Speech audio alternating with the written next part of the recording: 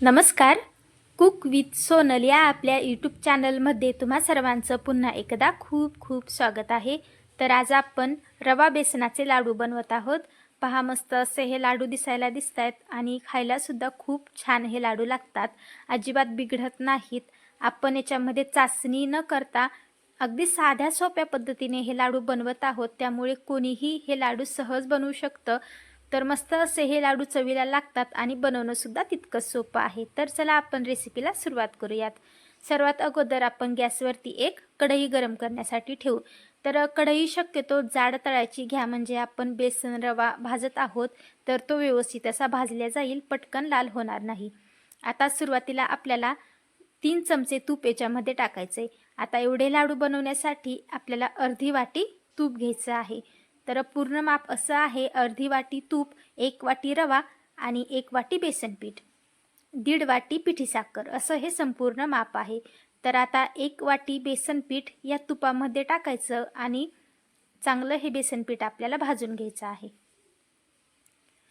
सुरुवातीला गॅस मध्यम ठेवत आहे, म्हणजे बेसन पीठ थोडंसं गरम होईपर्यंत आपण याला मध्यम आचेवर असं मिक्स करत राहूयात. बेसन पीठ थोडंसं गरम झालं की मग पूर्ण बारीक गॅसवरती आपल्याला याला भाजायचे, म्हणजे ते खमंग असं भाजल्या जाईल.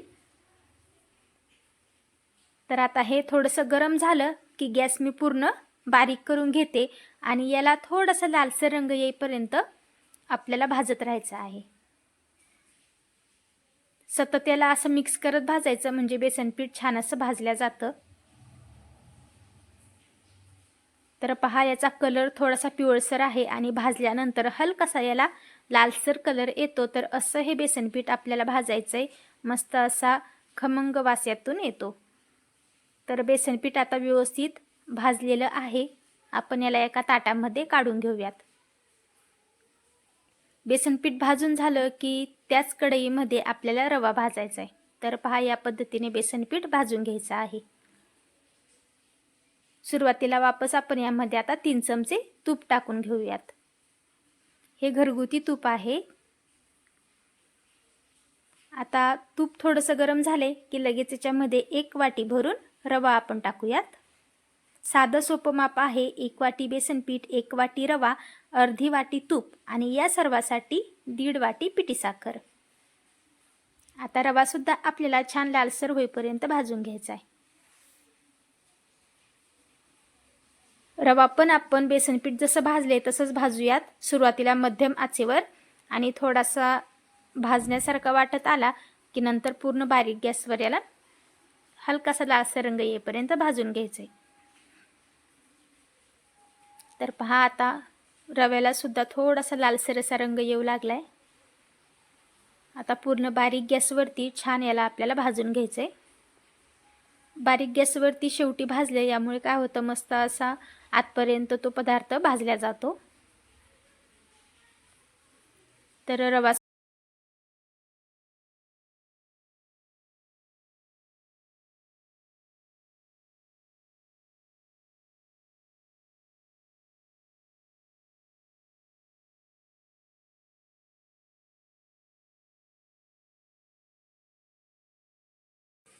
रवा भाजलाय, आपण गॅस बंद केला. आता याच्यामध्ये आपल्याला बेसन पीठ टाकायचं आहे.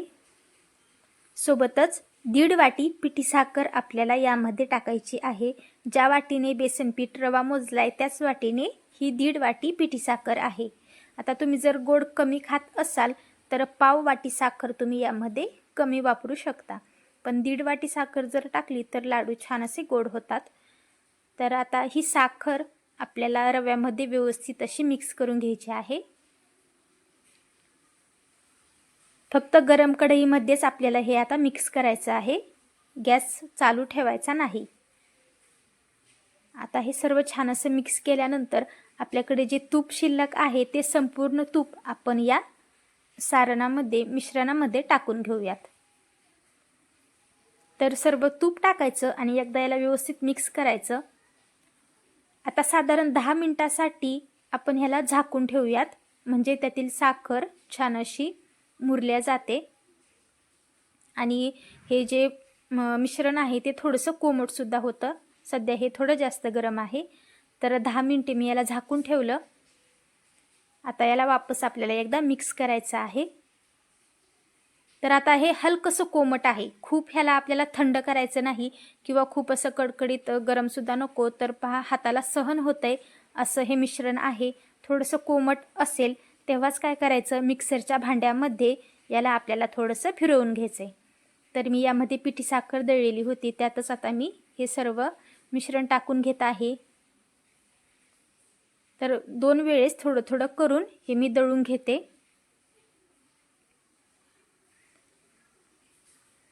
तर मिक्सरमध्ये याला आपल्याला थोडं फिरवून घ्यायचं आहे आणि यानंतर पहा ते असं मस्त मऊ होतं आणि अगदी आपण याचे सहज लाडू बांधू शकू असं हे मिश्रण तयार होतं। तर सर्व रवा बेसन पीठ याच पद्धतीने आपल्याला मिक्सरच्या भांड्यामध्ये फिरवून घ्यायचं आहे आणि हे आपले लाडू आता बांधण्यासाठी तयार झालेले आहेत। याच्यामध्ये थोडीशी इलायची पावडर टाकायची आहे। आवडीनुसार याच्यामध्ये काजू बदाम आपण टाकून घेऊयात। आता हे सर्व साहित्य व्यवस्थित असं मिक्स करून घ्यायचं आहे आणि मस्त आता या मिश्रणाचे आपण लाडू बांधून घेऊयात। पहा अजिबात असं खूप रवाळ झालेलं नाही किंवा खूप चिकट झालेलं नाही, मस्त असे याचे लाडू बांधल्या जातात।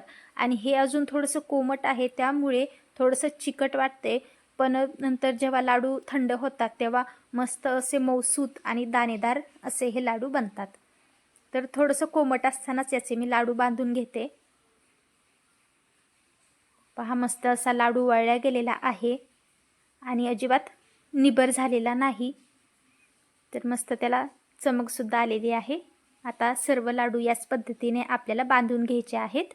एवढ्या मिश्रणाचे 10 ते 12 लाडू या आकाराचे सहज तयार होतात। तर खूप साध्या सोप्या पद्धतीचे हे लाडू आहेत, अगदी झटपट होतात आणि केव्हाही गोड खावंसं वाटलं तर आपण पटकन बनवून हे लाडू खाऊ शकतो। तर मस्त अशी रेसिपी आहे, अजिबात बिघडत नाही। एकदा बनवून बघा, आवडल्यास लाईक करा, शेअर करा आणि चॅनलवर जर नवीन असाल तर सबस्क्राईब करायला विसरू नका। पुन्हा भेटणार आहोत अशाच साध्या सोप्या आणि चमचमीत रेसिपींसोबत। तोपर्यंत बाय बाय।